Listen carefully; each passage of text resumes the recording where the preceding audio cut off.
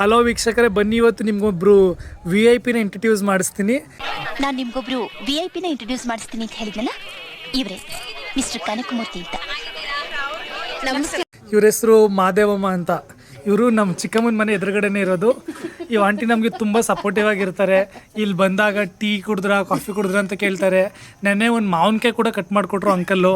ಇವತ್ತು ಸಂಜೆ aunty tea ಕೊಟ್ಟಿದ್ರು, ತುಂಬ ಚೆನ್ನಾಗಿತ್ತು ಕುಡ್ದಿದ್ದು. ವೀಕ್ಷಕರೇ, ಈ ದಂಪತಿಗಳು ಎಷ್ಟು ಗ್ರೇಟ್ ಪರ್ಸನ್ಸು ಅಂದರೆ ಪ್ರತಿದಿನ ಚಾಮುಂಡಿ ಬೆಟ್ಟಕ್ಕೆ ಹೋಗಿ ಫ್ರೂಟ್ಸ್ ಮಾರ್ತಾರೆ. ಬಟ್ ಇವರು ಉದ್ಬೂರವರು ಅಂತ ಹೇಳ್ಕೊಳಕ್ಕೆ ತುಂಬ ಖುಷಿ. ತುಂಬ ಬಪ್ಪ ಚಾಮುಂಡಿ ಬೆಟ್ಟಕ್ಕೆ ಅಂತ ಪ್ರತಿ ಸರಿ ಕರೀತಾ ಇರ್ತಾರೆ.